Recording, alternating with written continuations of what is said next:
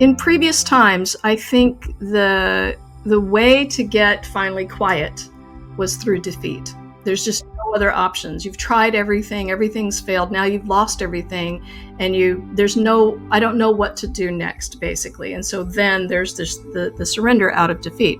But my work now, and I think your work as well, probably, and a lot of us that are now sort of helping people through awakening, is to help people understand that this is an integration process. And so they don't have to go through such a hard journey, that they can find support and even wonder and awe and joy in the journey itself.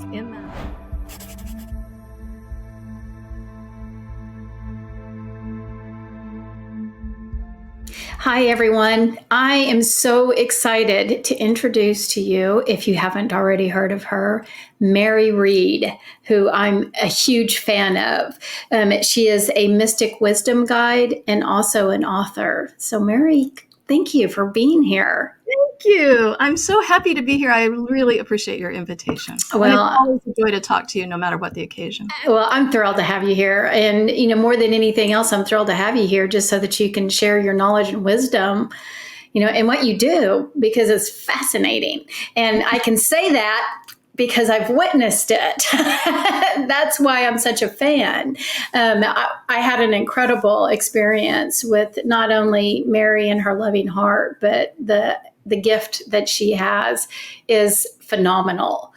So before I continue to gush over you, let's let everybody kind of get a little bit of an idea of who you are, and why don't you share a little bit of your background? Okay, sure. So I didn't ask for this journey in this human lifetime, anyway, that I remember. I grew up agnostic. I had no interest in spirituality. I didn't have big questions about life. I used to be quite normal as a healthcare executive based in Washington, D.C., and I was doing clinical research, mostly in respiratory medicine. And back in the summer of 2000, just out of the blue, I started hearing a voice, and the voice said I was supposed to be doing something very important, which I already thought I was doing, because most of my research at that time was in AIDS. And so I tried to ignore the voice, and it just kept coming back. It kept showing up again and again at random times, like when I'm in a meeting or in an elevator or driving or whatever, always saying the exact same thing. You're supposed to be doing something very important. So after 6 months of that voice, there was a series of events that unfolded that finally led me to try to get some help to find out what this was. So I went to see a psychotherapist friend of mine in Arkansas, and she put me under hypnosis just to see what is it that I seem to have forgotten about what I'm supposed to be doing. And immediately, the first thing that happened was that I went into the body and being of Jesus on the cross at the moment of crucifixion. And in an instant, I just got all of this download of this information about the evolution of humanity through the lens of Christ, how we had evolved, what led up to that moment, and then how we evolved from that point forward to current day. And it was, as an agnostic person, it was all just literally mind-boggling. And then at some point in that experience, it went on for 3.5 hours. At some point in that experience, I suddenly began to experience all the emotions of everybody present as though they are my own. And then I could see what was the common thread in every human heart throughout all of humanity into current day. And so that experience was absolutely nothing that was normal for me, not anywhere near normal. And then the next day, we went back in to explore some more because I still didn't get the exact answer. And that day, I met my soul group. I met Moses, who gave me a teaching on the conflict nature of the world, which was a continuation of the previous day. And all of this kinds of information. So that happened over one single weekend. And then I had to go back to Washington, D.C., to my office and just do my normal work, which was completely not doable.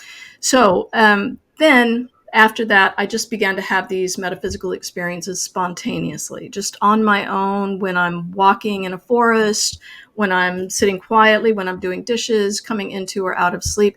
And they just kept getting the same size, big, like oneness experiences, going into the mind of Buddha, et cetera, et cetera. And they all had similar kinds of common threads of understanding, but they were all very different, but they were all huge. Every single one of them were huge. So I could not, remember, this is before you could jump on the internet and type in consciousness and understand what was happening. I didn't even know what the word consciousness really meant. So I tried to seek help to figure out what is happening to me. I don't have any context for any of this. How do I talk about it? Because these are way bigger than words can really describe. But most importantly, what do I do with this? What does one do with all of that kind of information? I don't have community. I don't have any kind of language for it. So I started seeing therapist after therapist after therapist, and then Reiki practitioners and shamans and allopathic doctors, and then back to the therapists. And no one could help me understand what all was going on, primarily because they didn't have any kind of training to work with somebody like me. So of course there were people that thought I was hallucinating or that I was mentally not well. There were some people who believed me and then were intimidated by it, and they wanted me to tell their future or explain why their boyfriend broke up with them, or, things like that. But I spent 10 years in that really, really devastating, confusing journey, experiencing failure after failure after failure to get help. And all the while, I'm continuing to have these metaphysical experiences. So in the 10th year of all that confusion, my normal world fell apart. All the things that I'd been very successful in, it was just like the eggs dropped, and there was no way to put everything back together again. And so in that massive state of despair then, with absolutely nothing, I'm not able to control or fix or understand anything that's going on, that led to a serious suicide attempt in March 2011. And 2 days after I took 97 pain and sleeping pills with 3 glasses of wine, I just suddenly woke up. I woke up on my own in my apartment. I was very sick. I had no ability to control my motor skills, but I was alive for whatever reason. So then that's when I finally just quit everything. I quit trying to figure it out. I couldn't escape it. So it was that moment in profound defeat that I finally just said I quit. And I remember sitting on the edge of my couch and saying, God, you can see I have no idea what I'm doing. So if there's something that you all need me to do, then you're going to have to lead the way. I can't be the project manager for my life anymore.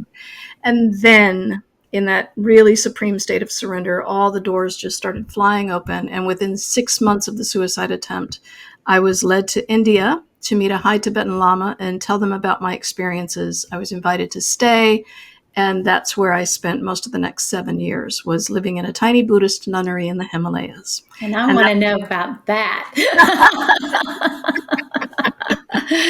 That intrigues me.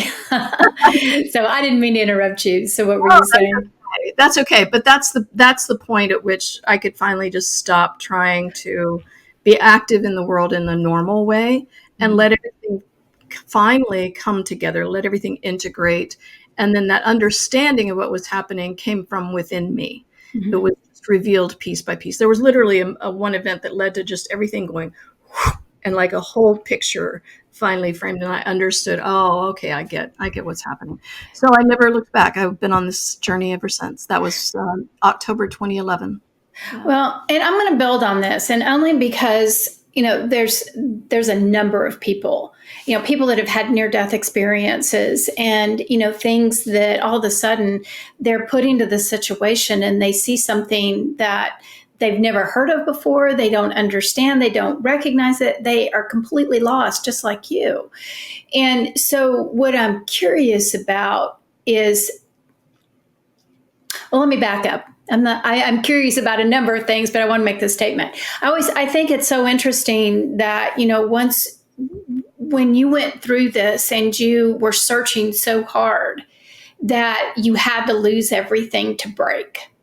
Mm-hmm. And you had to get to that breaking point to where you did have to give up, mm-hmm. to just be and then let it unfold. And I think that that's significant because, I mean, I know you've talked to a number of people. I've talked to a number of people that are always searching. I want to know more. I want to get. They're always looking for the answers, and they don't really understand because our brains are so analytical of being quiet and just being and allowing things to unfold, and then they will just miraculously all fall into place. And then it's like, oh, got it. I got it. Yeah. Now I get it. Yeah. Yeah. But sometimes we have to get out of our heads and lose a lot of things around us that keep us in that structure so that we can shift. Yeah, I think that in previous times, I think the way to get finally quiet was through defeat. There's Mm-hmm. just no other options. You've tried everything, everything's failed. Now you've lost everything, and there's no, I don't know what to do next, basically. And so then there's the surrender out of defeat. But my work now, and I think your work as well, probably, and a lot of us that are now sort of helping people through awakening, is to help people understand that this is an integration process. And so they don't have to go through such a hard journey, that they can find support and even wonder and awe and joy in the journey itself, in that in between, what the hell just happened, and okay, I get it, I understand the journey. There's a whole beautiful phase in between that doesn't have to be quite so hard or devastating as it once did. Mm-hmm. Yeah. So tell me about the nunnery. So, because I'm a little bit of a Buddhist fan, and I'm very connected to Buddhism. So anyway, so tell me about your experience there and how it helped you to transform and why. Well, first, let me say how I got there. One of my experiences, I don't remember exactly how it happened, but I think I was just sitting quietly. Oh, I know. I was just on the edge of my couch, and I was just sitting quietly for a moment, and an image of Mata Amma, the hugging saint, came into my mind, and I acknowledged it, and then it just went away. And then an image of the Dalai Lama, the 14th Dalai Lama, came into my mind. I acknowledged it, and then I just was pulled right into his mind, just whoosh, into his mind. And then there was like a processing, and then in jumping out of his mind and into the 13th Dalai Lama, Mm-hmm. and then processing and jumping out into the 12th, and then boop, boop, boop, boop, boop, all the way down to the first Dalai Lama. And when I went into the mind of the first Dalai Lama, when I leapt out, I leapt into the mind of Buddha at his first moment of enlightenment. And I was watching everything that he was seeing before any words came out of it, before any teachings were ascribed to it. And so I was just, understanding all of this stuff. And then in spirit form, Buddha just pops up right in front of me and says something with such piercing joy. I just burst out crying. He said something like, "You see, it's easy." Like, it was just so, so simple. So because of that, when after my suicide attempt, I finally had two therapists that were working with me, and one of them was on the host committee for the Dalai Lama. He had a visit here, and so he arranged a conversation with me and somebody from the Karmapa's camp. The Karmapa is the person who's slated to take over as spiritual leader when the Dalai Lama passes. Mm-hmm. So someone in his camp, we arranged a phone call, and Dr. Bauer, the psychologist, said, just tell him your story. Don't ask for anything. Just tell him your story. I told the story. They invited me to come to India to speak personally with the Karmapa, and that's when he told me to stay. So that's how I got there. And in the nunnery, the Buddhist nunnery, it was the first nunnery for Western nuns, not Himalayan or Indian nuns or Tibetan, but from the West. So it's very tiny. There's only 36 rooms, and it's run by a Dutch woman named Sangmo, Venerable Sangmo. And I'm not Buddhist. I'm not anything. I'm just a woman who's having all of these experiences. So they knew what was happening, and they allowed me to stay in the nunnery and basically just kind of helped me out and took care of me. I didn't have to attend the temple teachings. I didn't have to do anything. So I basically stayed in personal retreat there. I would leave during monsoon season, which is in the summertime, and I would leave and come on tour when I released my book to talk about what I'm experiencing, the metaphysical stuff. And then I would just go right back. So I spent a lot of time in silent retreat. I spent a lot of time talking with other women who looked like me and who were in various stages of spiritual exploration. So it was an extraordinary time to learn about spirituality. Remember, I was agnostic, so I didn't know anything outside of my own experiences. So to talk, that was where I started learning to talk about what happened to me or the experiences that happened, and then to understand things from their perspective. What the Buddhist women would say, well, that's what we call the blah, blah, blah, or in Buddhist teachings, we refer to this as that. So I began to understand that my experiences were actually familiar in Buddhist teachings. Yeah, lots of them, lots and lots of them. So it was an extraordinary opportunity. And it was because of all of that downtime where I had no worldly responsibilities really, that I was able, because I had such an extraordinary continuum of really, really big experiences, that finally everything over the years could finally just settle in, and I'm not in a chronic state of confusion. Yeah. And I think that you touched on something that I think is really important. With the shift that's happening now and what humanity is going through with this little shift in consciousness, what I'm finding is that it's so hard for us to have these spiritual experiences and to shift into this higher vibration when we cannot stop the stories. We can't stop the mind. We are constantly in fight or flight. We're running to meet a deadline. We've got to be at work at this time. I've got to get the kids dressed. I have to do. And you're constantly running. It's hard to allow that to integrate within you without quietness.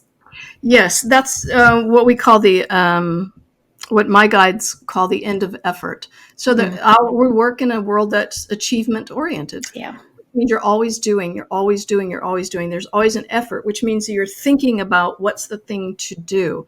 And the awakening is all about being. Mm-hmm. It's not about doing. We're not doing awakening. We're being awake. Mm-hmm. We're awakening within.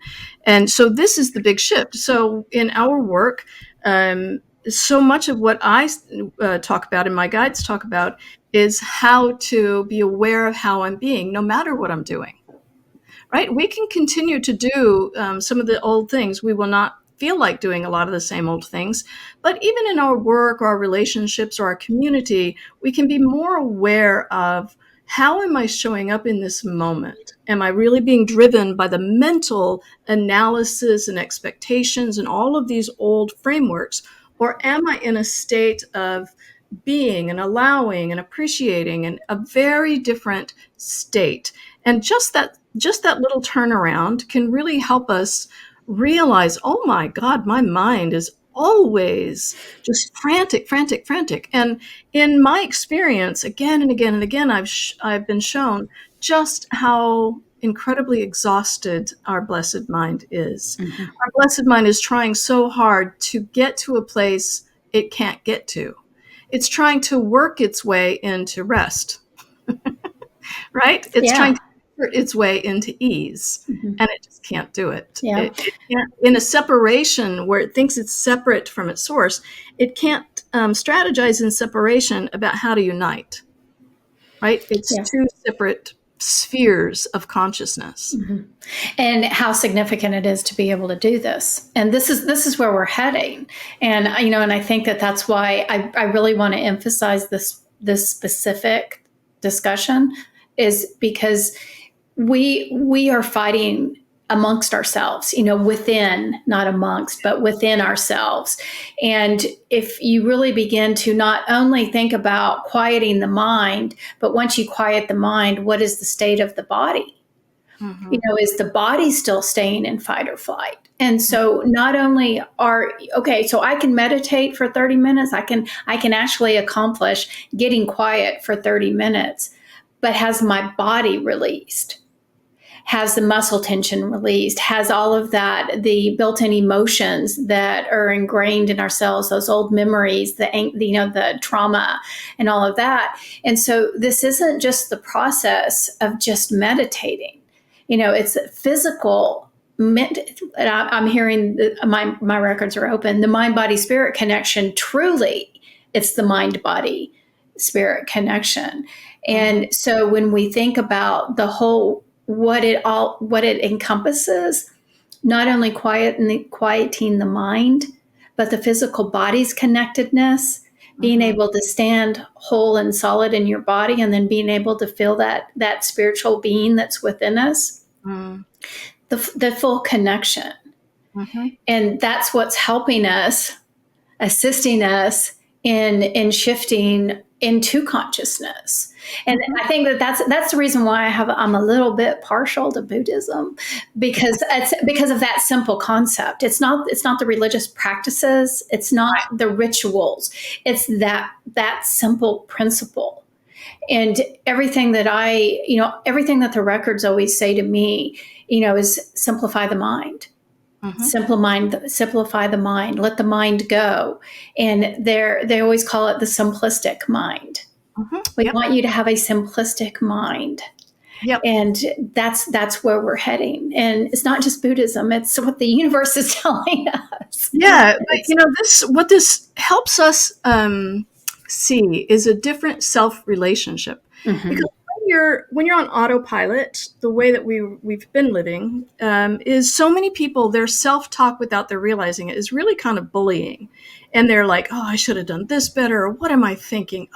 And our body's taking all of that in. Our body's believing everything that we're speaking through our thoughts. So when we get quiet, we're also quieting those thoughts, those things that we're telling our body. But then in that quietude, and this is a lot of my work, we begin to see an opportunity for different self-talk, for a way of caretaking the self.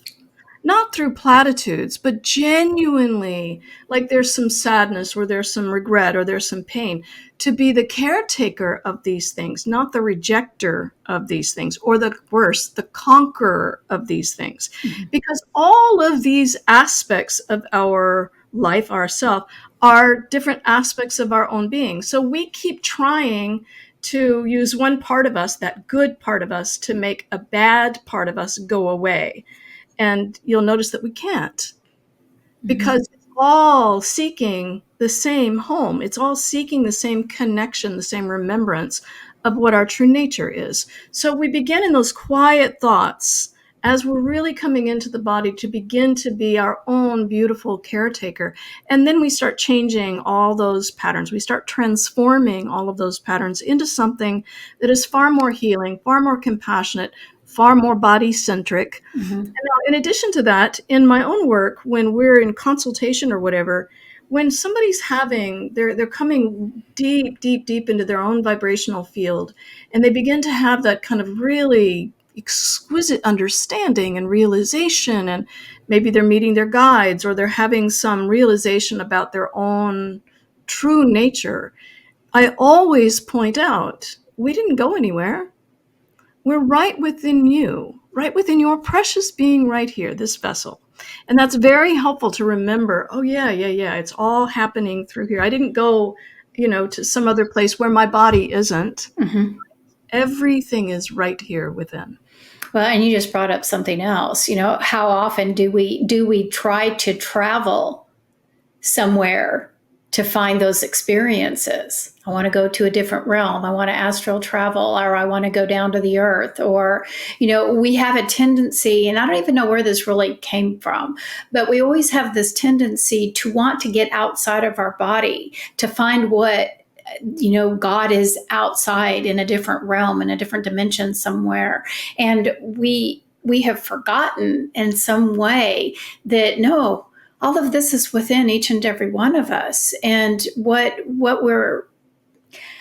don't want to dictate, but what I feel for me personally, and what my guides tell me, is that everything is inward.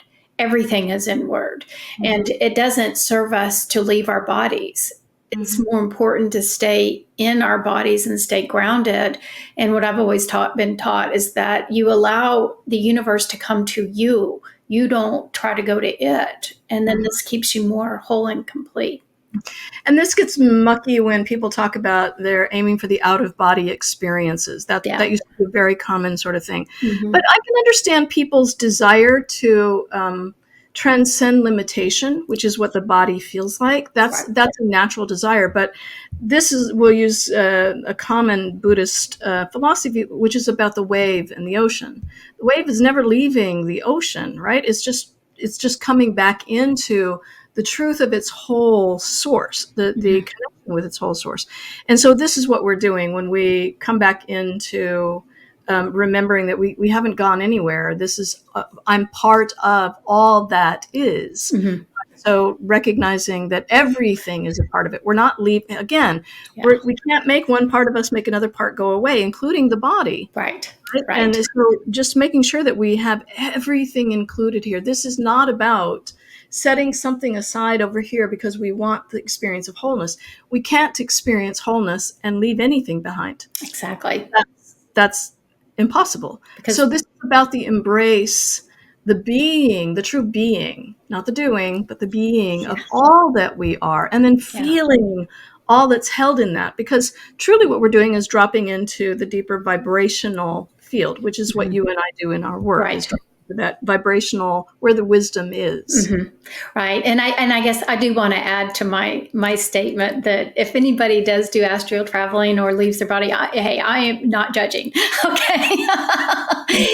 This is just a perspective. It's not a have to, and I'm certainly not imposing my thoughts on anybody. It's just a perspective. Yeah, but there's a difference between going on an adventure to explore in that way and having an expectation that that's how I get out of this life. Right. See, those are two very different things. It's totally fun to go have some grand adventure in which you're exploring out of a body consciousness. But that's very different than, I am so tired of this body, this life, I want out. And that's so often the expectation or the hope or the desire and the intention of a lot of people. And that's where it gets to be kind of self-wounding. Yeah. So, thank you for sharing that. I'm glad I asked about the nunnery, but I really feel like this is an important topic, and it's not really something that people talk about very much. So thank you for sharing that with me. Well, can I just add one more piece on that was really extraordinary? Was being in a women's nunnery in the Himalayas, it's not even accessible by road. You had to walk. You had to walk up into the mountains there, around a bunch of women who were on the same kind of path, right? And women from all over the world, because it was an international nunnery. And there, because it's India, people from different countries have different visa requirements. So people were coming and going all the time. So the perspectives that I was gleaning on women in the spiritual journey, in this sort of safe space, and women with shaved heads, so we could talk about beauty standards and self-acceptance in that kind of way and all this sort of stuff. It was all part of the journey. It wasn't just about the teachings or the metaphysical experiences. It was also about the application of all of that to our own self, to our own life. So to be able to do that in a community like that was incredible. Therefore, I know the value of community. Now, we all can't go live in a nunnery for 7 years, but we can find community that really, we can find like-minded people. We can find safe space to talk about the journey from our own perspectives and be held and, supported in that. It's incredibly important. Yeah, and it is incredibly important. And, one of the things that as we go through this journey and we're shifting and change, just like you, all the experiences that you had, and you had nobody to share those things with, and you lost it. And so how important is it to have somebody that you can just say, you know what I just experienced? And it doesn't even matter if they can give their feedback. It's a person that accepts you for who you are, that can hold space for you and help give you support through whatever you're struggling through. And we need that sometimes, you know. Well, we need it, especially when we have the really big experiences. I literally just last month have a dear friend who I met in India who has a lot of experiences in the spiritual journey, but she runs a jazz club and has a partner that they're not in the spiritual realms. And she had a huge metaphysical experience in which she was literally incapacitated to be able to talk, and they thought A, she was either going crazy, or B, she had a stroke. Mm-hmm. So they were literally trying to get her either to the hospital or to a psych ward. Mm-hmm. And it's because she knew me that she could reach out and I could, provide some resources and support for the boss and the partner, right? As well as for her, because it's more and more people are going to be learning about this. And I'm on a mission to make sure that there's resources for support, because I get it. I know firsthand. Yeah. And I see people, in my own community all the time that they're in family or churches often, or spiritual centers that don't want to hear about metaphysical things, but mm-hmm. it's here. Mm-hmm. It's absolutely here. Well, I'm kind of skipping some questions, and I'm going to hope to backtrack, but I have to backtrack. But you just brought into the conversation about this is happening. Mm-hmm. And this is just happens to be the opportunity, because I was going to ask you about the other things that you do, but I'm going to go ahead and jump ahead. And, because I'm witnessing individuals that, man, this energy shift, it is in our face. Yep. And I just keep talking to person after person after person that is right here on that line. And it's like they're getting glimpses of what it's like to live in this place of peace and comfort, mm-hmm. quietness, love, and this thing of letting go of this heavy 3D energy. And they kind of get a glimpse, and then they jump back to the middle because they're afraid to jump over, and so they jump right back into their heads and those old stories and the conformity that society has created, because they don't know what's going on. And so I just think it's really important that we emphasize that this is happening as we speak. Mm-hmm. And I know you've had a number of people that are right there on the line. I talk to people every single day, every single day. Yeah. And so we're at this time that people are feeling really lost, because what this causes is relationships end. Yep. Because you're going in one direction and your partner may not be following with you. They may not be ready to. They're not on that spiritual journey where their soul's mission is to be, I call them the first wavers.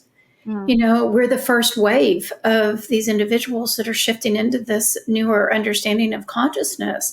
And we really don't have anybody to say, hey, how did you do that? We're all kind of flying by the seat of our pants. And so when we start having these experiences that just waylay us, that we're not really sure, okay, I'm having heart palpitations, I have a massive headache, am I having a heart attack? Do I need to go to the doctor? Or is this just something that's passing through me? Mm-hmm. And so we're all just kind of winging it. And so if we can become more aware of how we're shifting and changing and where we're going to, and understanding that there are individuals that are experiencing the same thing, we just need to create the community to have that support system. Right, or find it. This is exactly why I have written my latest book in just a few weeks. And it's because I know from firsthand experience how confusing it is, how scary it is, because for most of us, the idea of letting go of security, right, with your job, with your relationship, with your community, even family dynamics, etc., is unthinkable. Like, I can't do that. I've got a mortgage. I've got family responsibilities. I've got this and this. But then there's this, this force that's just driving you, and it's just creating more and more and more and more confusion. Mm-hmm. And so I work with people every single day, supporting them through that confusion of this. People tend to think that, oh, awakening is so amazing. and until it is. Then like you said, they get that glimpse, and then it's like, oh, now I got to go back to this. And so that I'm gonna name the title of the book is Navigating the Wondrous Holy Shit Show of Awakening. And it's a guide for the individuals that are going through it, whether they've had big metaphysical experiences or they're just in the transitional stages that they know something's changing. They don't know exactly what, but it's different than kind of a maturing out of a relationship or a job. Yeah. There's something fundamentally changing. So it's a guidebook for them, also for practitioners who are trying to support these people, understanding all the scale of things that are going on, including psychotherapists in particular, and physicians. And for spiritual leaders, because leaders of communities, especially organized leaders like in churches or centers, there's a whole bunch of people leaving their congregation because it's not resonating anymore. But these experiences are also driving a whole bunch of new people into them. But those people need something different than the same old frameworks. And a lot of spiritual leaders are also awakening as well. So everybody's in this confusion soup and trying to make their way around. So I wrote this book to talk about, here's all the kinds of things that we may experience. If you've had a metaphysical experience, it might be the tunnel or the light or a union with God or, all these sorts of things. And then here's the shit show part that starts right after that. Like, what the hell? How do I talk about this? People aren't going to believe me. Did I make it all up? Oh, I want to go back there. I don't want to be in this world. And like all of this stuff. So I talk about, you're not alone in the confusion. You're totally not alone. And here are some things that can help. And here's what to look forward to as things begin to settle down, because they do eventually begin to settle. Yeah. And tell me, what's the name of the book again? Navigating the Wondrous Holy Shit Show of Awakening. Yeah, that's it. And and we're supposed to be saving this to the end. And I totally messed up our flow. But we'll come back to, because you've written several books. This is not the only book that you've written. And so at the end, we're going to talk about where people can get that book and the other ones as well. So, because I think that this is just, it's equally as important what your gift is. And so we haven't even tapped into, we've talked about your experiences, but we haven't even talked about what you do. So you have this, you're an incredible channeler. And I want to talk about who you channel. Tell us a little bit about how this happens. So first of all, you channel a large collective of divine beings. It's a stadium full, and they call themselves consensus. And the reason they call themselves that is, you can imagine, thousands and thousands of light beings in a stadium, and they've all got slightly different energetic signatures. But then in the stadium, as I experience it, there's like a tuning or a tuning fork that's hit. And then there's this kind of harmonious vibe that goes out, and everybody gets on that same vibe. And then that's what I narrate. So that's the consensus vibe. It's not a lowest common denominator. It's the highest note possible in any given moment. So I channel them every week for my private community. I have a private community that we meet every Sunday evening. And I just give a few introductory remarks. Then I get out of the way, and consensus gives a teaching in a meditative state. All my channeling happens in a meditative state, both for me and whoever I'm with. And for some reason, I always need a witness. I can't do it just by myself. There's nothing really that happens with just me. And I'll tell you how it started. It was just a couple of weeks into the COVID pandemic. Prior to that, I'd just been having all these big metaphysical experiences for 20 years. And I was in a session with my friend and co-teacher in Australia. And we were just sort of, coming into a nice state. And then something just made me yield. And all of a sudden, all of this stuff came in, and I'm like, oh, I don't know what's happening here. But then I just started narrating, and I narrated this gorgeous teaching. And I'm like, whoa, that's amazing. And then gradually they started coming into my private community, and then they just took over. And now every Sunday night, We do that with them. And then I do consultations one-on-one with people, and they're always about 2 hours.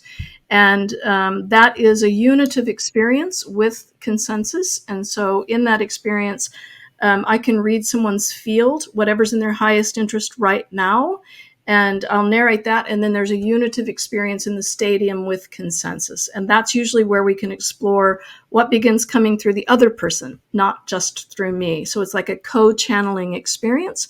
And that's where, the information that's held within the other person, that wisdom begins to rise up. So it's really extraordinary. And it's so very easy. You mentioned earlier about Buddhist teachings being the simple mind. From experience, all of this wisdom is so simple. It's not complicated quantum physics stuff. It's just profoundly simple. And this is the beauty when anybody comes into direct relationship with consensus or other guides or their own wisdom, they almost always say, "Oh my God, it's so simple." Yeah. So simple. Yeah. Our Yeah. mind really likes to complicate things, but Yeah. when we get out of the mind and into the being, into the vibration, we just have that ease of recognition. And it's just such a relief. Oh my God, it's such a relief. Yeah. And I mean, I've had the same experiences. I can't tell you how many times. This is so easy, and we have to make it so complicated. And it is not that complicated. But what is, tell me a little bit more about consensus. As far as, is it like a spiritual collective? What types of messages do they provide? Like when you're in a class setting, do they provide guidance? Are they providing what's happening within the group? Like maybe physical levels, emotional levels. So tell me just a little bit more about what. Well, the teachings have changed over the years. I've had this community for several years, which is, people come and go, and it's kind of grown. There's consistently now about 130 people that study from around the world. And in the beginning, because it started during COVID, and they were just making themselves known. And 4 years ago, there was still a lot of, questions about things. I don't think there's as many questions now. People are kind of more in the know that are part of a metaphysical community. But in the beginning, they talked a lot about what was happening, like what's happening in our world, that we're coming to an end of many things. And so we talk about it in terms of like we're on the leading edge of awakening. And it's a little like where that light that is like a new star that's taking a long time to reach other people's awareness, but we already know what's in that light, right? So they talk about that so much of what's coming in the awakening is all the things that are ending, and that's the separation consciousness, the end of opposing sides, the end of hell, things like that. And so much of the early teachings, they would talk about that. This is where they said we're coming to the end of effort and into the path of ease. And so they give, the teaching will go on for 40 minutes in a beautiful meditative state. So people are experiencing it viscerally, not just listening to the words. They're literally letting that transmission of the energy transform their field. So it's an alchemical process that's going on. There's nothing the mind needs to do with the information. This is about allowing sort of the energetic scaffolding that we've built to rearrange, to kind of just have more plasticity and malleability. So in the beginning, that was a lot of what they did. And then that, by the way, 28 of their teachings is my second book called Divine New Being. It's all the teachings from them through in 2020. Beautiful, beautiful teachings. And the subtitle of that is A Sublime Guided Passage to the End of Hell. That's their title. But then we began to, in what's happening now is that they help us sort of ride the waves of the energies. So when we're getting ready to have big energy influxes in the coming days or weeks or months, they're going to lead us into stabilizing within, really understanding how we're anchored or founded in really strong, expansive networks of divine support, divine access, that sort of thing. And then in the times where that energy is really coming in, there's oftentimes more wisdom teachings that are coming in. So they're explaining more things. They're explaining about what we're coming into. it varies. Just, it's all meant to support where we are right now. They always say we're only here for what's happening in the moment. So there's not a lot of predictive stuff that goes on other than to say everything that's happening now is preparing us for the end of this, the end of that, the end of this. Now, they intentionally don't give us a lot of, while this is ending, this is what's going to start. Because what the mind will do is then try to make that happen. Yeah. It's like, oh, okay, so how do we do that? Yeah. So they intentionally don't give us a lot of heads up about things. It's just managing our field to stay open, and they call it available to everything that's available to us, which is more and more and more and more of our potential. Yeah. Well, I'm going to jump in real quick and just talk about predicting the future. Okay.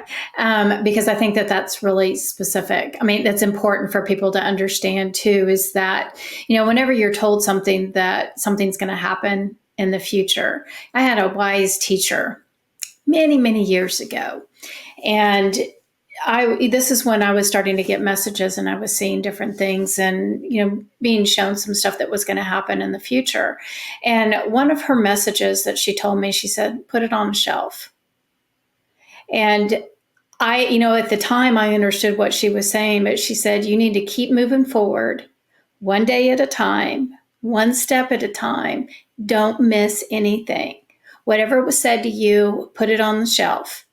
If it unfolds, then it unfolds. If it doesn't, it doesn't, because the future is hard to predict.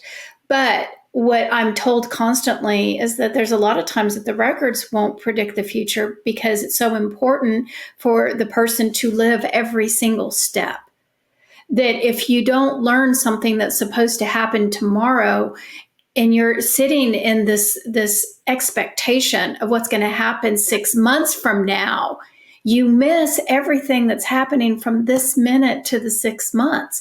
And if there's things you have to learn, there's things that we have to do, there's experiences that we have to have, that if we're so busy looking at, and I'm seeing like a kid at Christmas, and we know Christmas was coming when we were a child and we're looking at the Christmas tree and all the packages. All we did was, when is it going to come? When's it going to come? When's it going to come?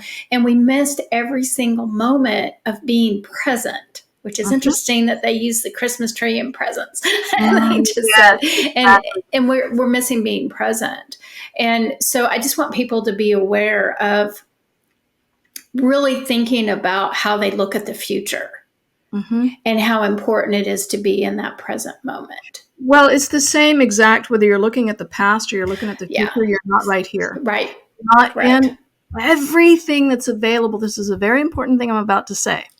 Everything that's available to us is available right now.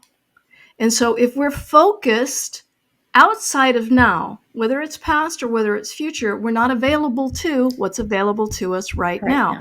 And what that is that which is in our greatest interest in holding our greatest potential that we're capable of in this moment. And it's such a beautiful, bringing you anchored into, great, what is it? Bring it on, bring it on. And this goes back to exactly what I was saying earlier about that positive self-talk. Look how amazing it is that we can quiet everything in this more peaceful state and be available to. And what happens in this is that then we begin to realize, man, things are getting easier. Things are showing up so much better. And wow, that's a way more fun path. And look at this new person who came into my life and whatever, because we're not trying. We're not, expectations, I've always said, is like pushing on a door that says pull. Yep. We're just holding that door closed because we're trying, we're efforting when what we're invited to here is ease. Yeah. And the perfect example that I get all the time, when is the love of my life coming? When. And, and it's like, okay, well, they're going to be here in 6 months, 3 days, and 5 hours. They're going to have a beard and they're going to have brown hair and they're going to be wearing cowboy boots. I don't know. But then that person becomes so fixated on, okay, 6 months yet. And I have to look at this particular person. It's somebody just walked by that has a beard. I wonder if that's them. And they miss the beauty of everything. of everything else. Everything else. And there, because Going on. yeah, it's like this vision is that you're only seeing right in front of you and you're missing everything. What happens if that individual that is meant for you to be with is standing out of your peripheral vision? And because you were looking the other way, you completely missed it because you had this mindset on what's going to happen. And my belief system is like, being right here, right now, and observing everything that goes around you, because you never even know if the car that's passing you on the highway is passing you for a specific reason. Mm-hmm. I have a little peace sign, a sticker on my car, and it was from Boulder, Colorado. And of course, it says peace and love. And, maybe there was a reason why I left at a specific time and day to go to the grocery store, because the person that was behind me needed to see that sticker. Yeah, I'm even oblivious to it. I don't have any idea.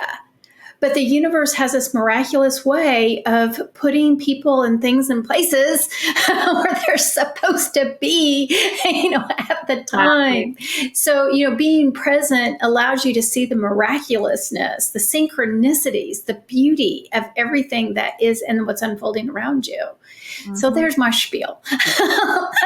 A similar analogy that Consensus recently gave, which was so great, and it was for somebody who was really, really, really very strongly intellectual. Like they need to study everything. They've studied every philosophy for years and years and years, and they've never had any kind of metaphysical experience. And every time that there would be some dialogue, they would relate back to some teaching or whatever. So they gave this analogy of when we're so focused through the telescope, looking for that one thing, yep. Right?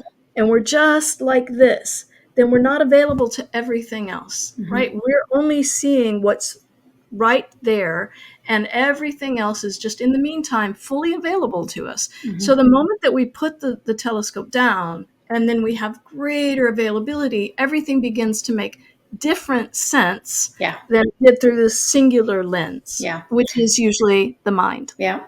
And, and I have clients all the time. I'm studying, and I can't get in touch with my intuition. And the answer is always because you got to get out of your head.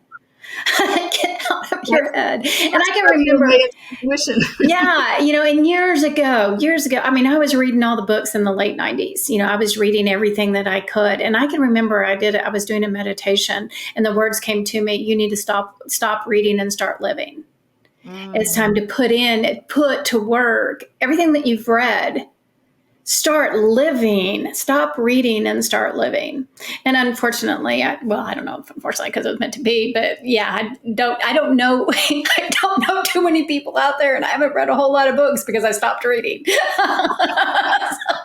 So, people always ask me, well, do you know so-and-so? Well, no, I don't. Well, here again, this is the difference between exploring like you're on an adventure and needing something out of it, seeking something, right? So I really enjoy listening to a really good near-death experience story on YouTube, but I don't go there to learn anything. I just go there to like celebrate somebody's experience and be fascinated again and again with the variety of things that can come out. And so this isn't to disparage those who are reading I'm an author. I enjoy writing things for people to read. There's a difference between this sort of helping you understand the journey or giving you something to be inspired by versus giving you an answer that you've been seeking all your life. Right? This is very, very different. Everything is right within you. And I'm hoping to just point to the remembrance of what you already know within you. And that's exactly the point. I've written a book too. I do videos, I do classes. You and I are both the same. And there's lots of people that are just like that. But neither one of us are looking at putting our belief systems or putting specific structure on anybody. And literally what we're doing is that we're trying to open or help you. We're trying to assist you in opening up the channel to allow the answers to come to you and I always see it like this is the channel, and it's so tightly put together that there's nothing that can flow through it. And so what we're doing is just offering ideas, words, guidance to allow you to find your truth and allow yourself, your knowing, to become more open. I think neither one of us are preachers. Neither one of us are saying this is the way that it has to be. And I think that that's important for people to understand too, because I mean, like I said, we've both written books, we both provide channeled information, both provide guidance, and obviously it changed my life. My session with you was huge, so I think it's, by the way. thank you. And I don't know if we can say that it's, I want to say that it's assistance that the universe is providing for each of us to allow our path to unfold more freely. Yes, I mean, I feel like, first of all, I can't take credit for anything. I just show up and all of this happens. Like, that was awesome. I didn't do it, but that was phenomenal to witness, to be a part of, to hold the field for. I feel like, and people ask me all the time, are you a teacher? We were just talking before this thing. Are you a guide? Are you a teacher? These are human words, and they never quite get it. But what I feel like I am is a cheerleader. I feel like I'm just like, you can do it. Look at all you've got within you. Look at this. Yeah. Like that to me is, I'm a mystic cheerleader. I mean, that feels more right, because I don't need to tell them. I mean, I can tell them the kinds of wisdom that's within them, but I'm just pointing to that resonance, to that sense of remembrance that opens the door. And then it's like, oh yeah. Oh yeah, I get it. And this is how it looks inside you. Mm-hmm. Right? So it's a very different kind of thing. But yeah, it's as I said before, we've been there. Like, I've been through the ringers. I've been through the whole entire journey, and I've worked with more than 1,000 people in various stages. So I know what it looks like. I know the challenges. And it's just being able to help them so that it's not such an arduous or frustrating or whatever, but to enjoy the process, to find wonder in it, to really feel so celebratory of all that's going on, as opposed to really needing it all to be very different. Mm-hmm.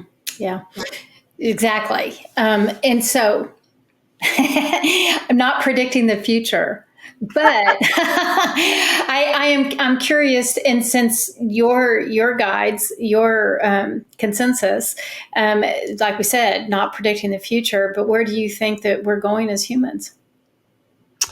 Well, I can't say, because I can only talk about that which I've been shown. But again, everything that I've been shown about what we're waking up into, that's the language that they use. What we're waking up into is ever more of all that we are. And our mind can't imagine what that is, right? Because our mind can only imagine different versions of what it already knows. But we're already, just in the work that you and I do. So you and I do things that you and I can have a conversation like, this is totally normal. We go somewhere out in society and we start talking with people like this, they'll think we're absolutely nuts. But for us, it's normal. And for more and more and more and more people, it's normal. Like, look at Next Level Soul, which you and I have been on that podcast. And Alex has nearly 1 million followers. Nearly 1 million people that can watch that and relate to the videos that are being seen. 1 million.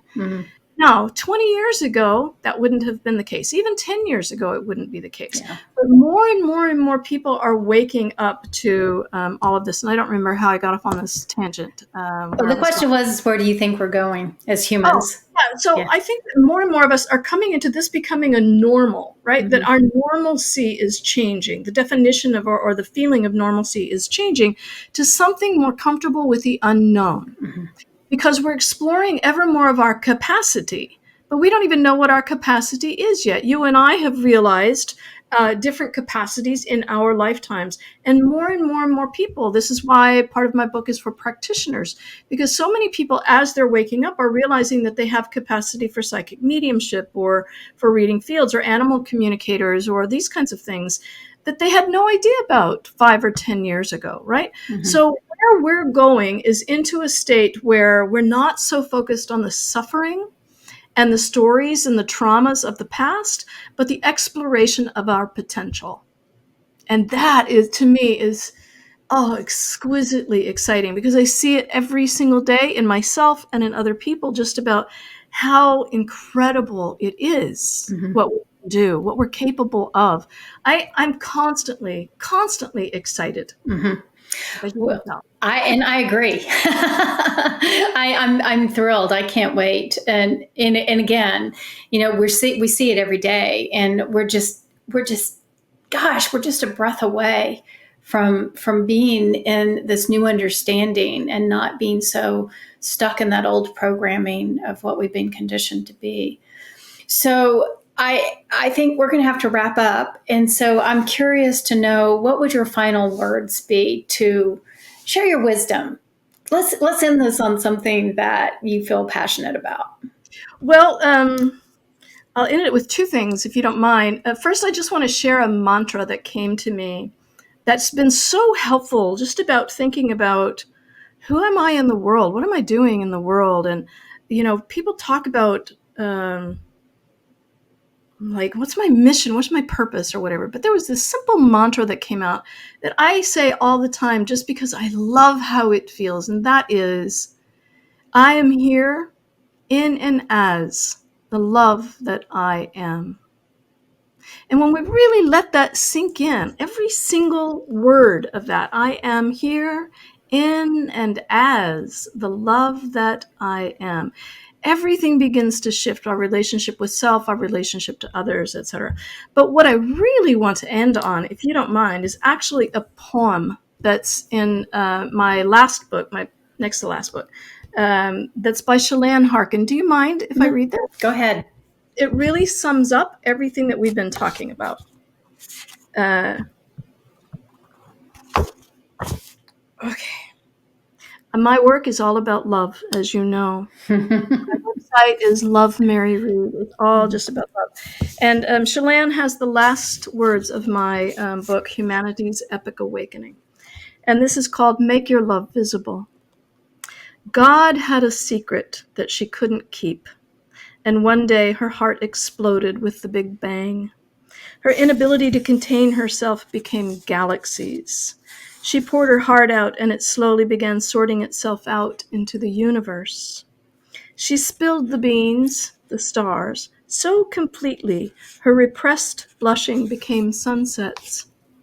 She whispered her secret music into the heart of every atom, and the electrons could not help but giddily dance. All creation became a chatterbox, gossiping to each other nonstop about the wild, loving mysteries she had shared with them.